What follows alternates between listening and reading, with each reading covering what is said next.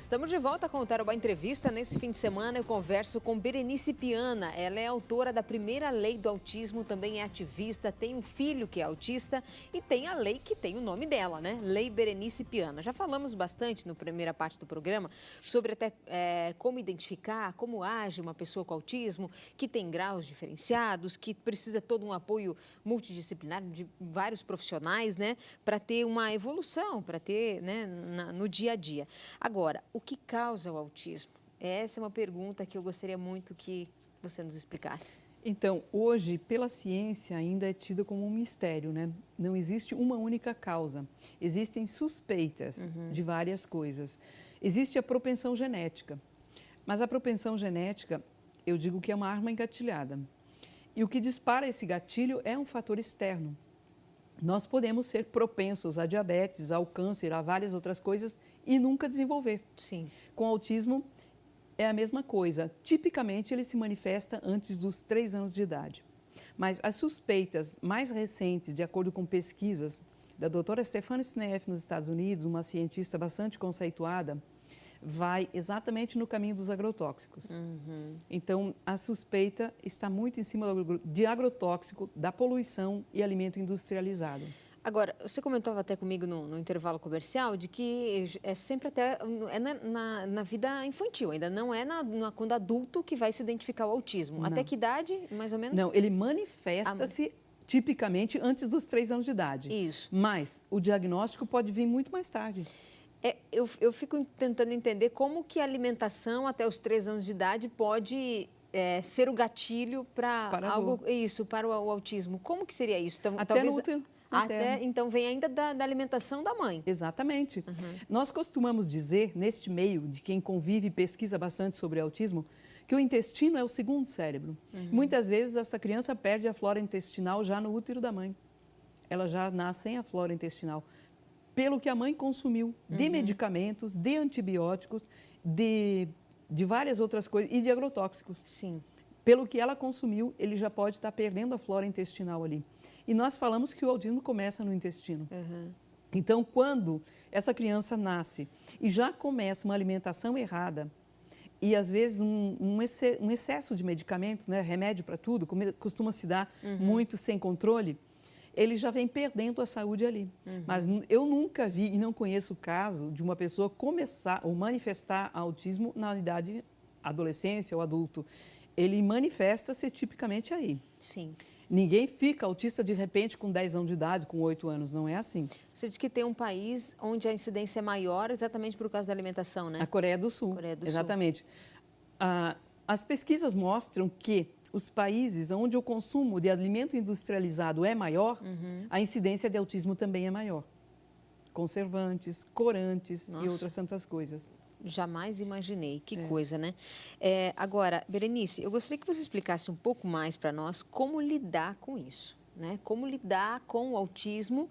E eu não estou falando de preconceito ainda, isso nós vamos falar daqui a pouco, que com certeza existe.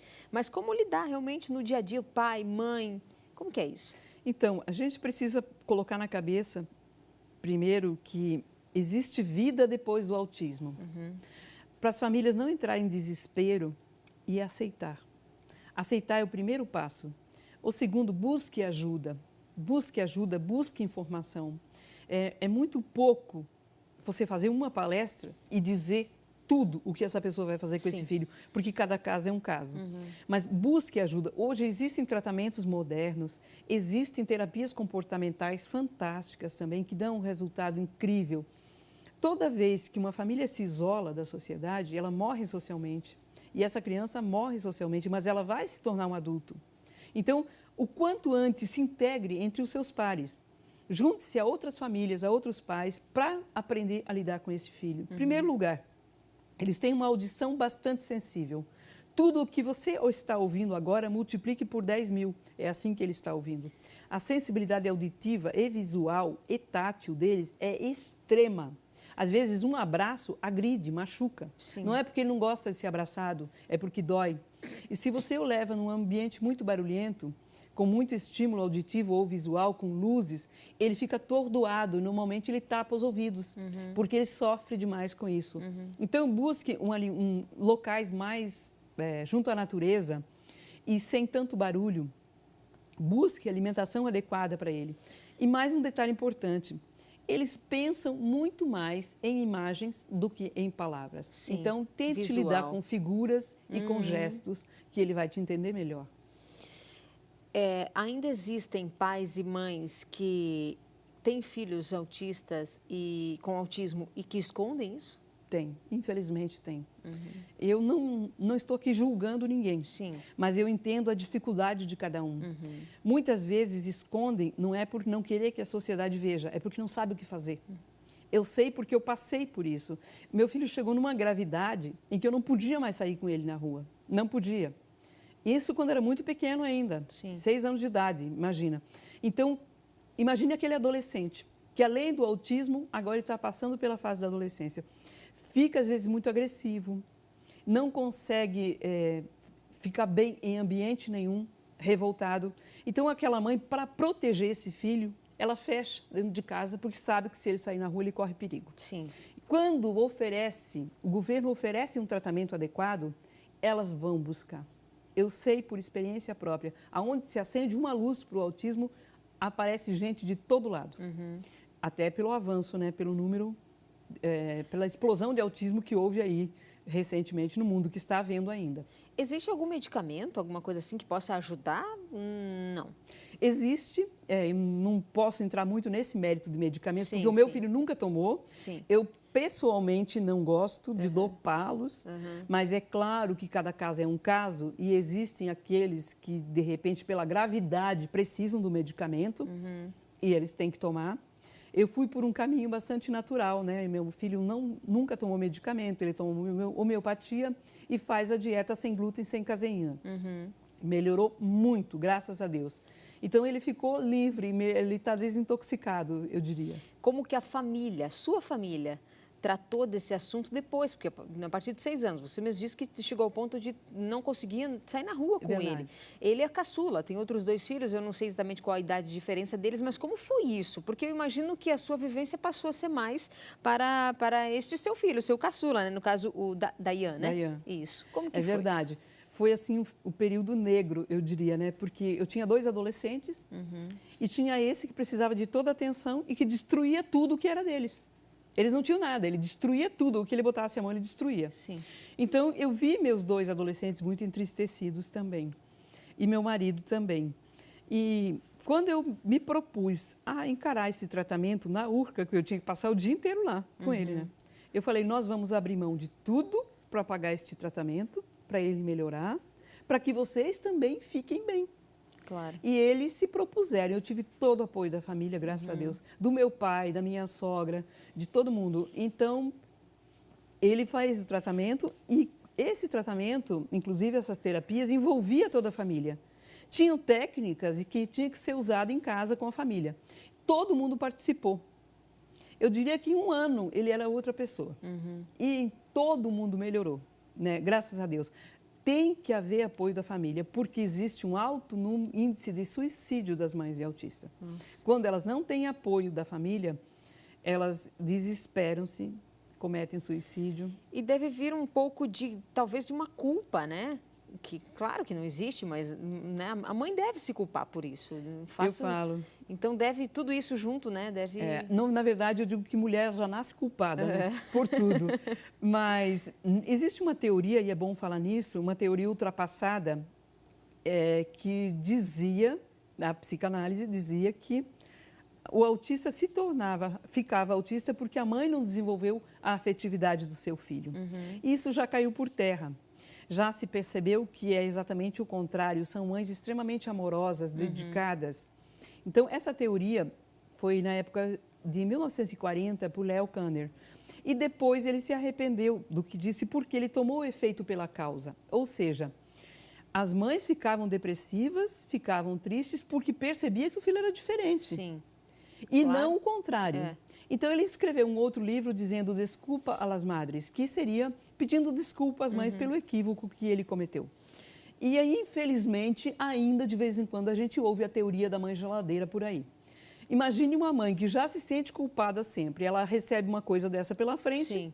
aí ela se desespera outra vez. Então, Deixei escapar aqui em relação ao que causa o autismo, a questão genética, né? Ou hereditária, também pode ter? Como é? Por exemplo, tem um filho com autismo, pode ter, ou se tiver outro filho, pode ter autismo também, ou não? O filho de quem tem autismo pode ser, qual que é? Pode sim.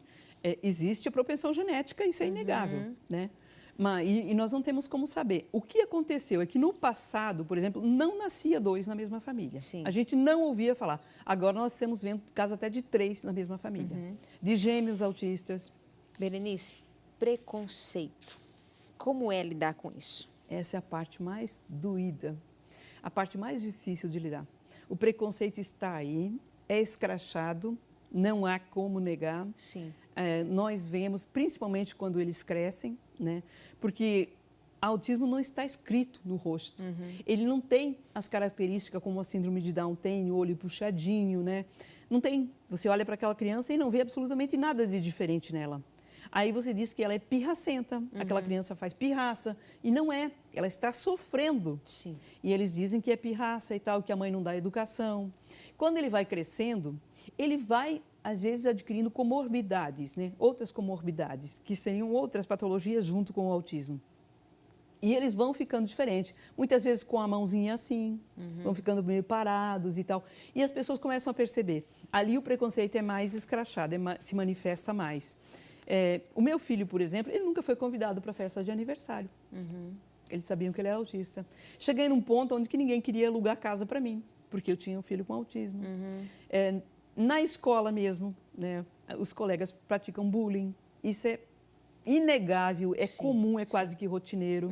Sofrem preconceito, sim, em todos os lugares. E pasme, aonde nunca deveriam sofrer, no meio religioso, em igrejas, em templos, em locais religiosos, também sofrem preconceito e discriminação lá dentro. Precisamos conhecer mais sobre o assunto para entender e conseguir lidar melhor com isso, né? Aliás, isso, na verdade, em todos os sentidos, né? Nós humanos precisamos melhorar. Mas, cada vez mais, esse é um propósito aqui do nosso programa, é debater, é trazer pessoas que entendam, para que as pessoas que estão em casa consigam entender um pouco mais e quebrar esses tabus, essas barreiras. Nós temos aí pouco mais de 1 minuto de programa ainda. Eu queria que você deixasse um recado agora para as mães que estão nos assistindo. Enfim, eu falo mães, né? Mas porque sou uma. Mas para as famílias, para os pais também, para os familiares de quem tem autismo. Eu gostaria de falar para as famílias, em primeiro lugar, nunca desista, nunca, nunca, nunca desista.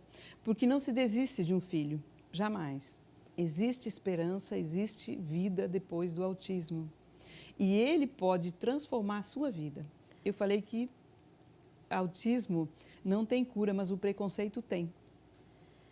Muito bom. Você disse que tem lá no Rio de Janeiro alguns lugares que é possível as mães, vamos supor aqui do Paraná, que estão nos assistindo e quiserem buscar ajuda, saber mais, conhecer mais, onde elas devem fazer isso? Então, na página do Facebook tem a Clínica Escola do Autista, né, fundada por mim depois da lei federal, né, da sanção da lei.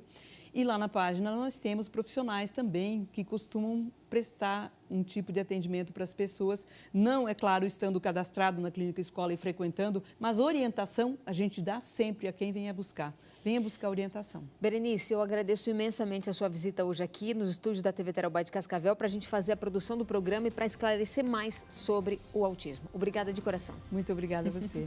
Obrigada a todos vocês de casa. Então, a gente se encontra no próximo fim de semana no Tarobá Entrevista. Até mais.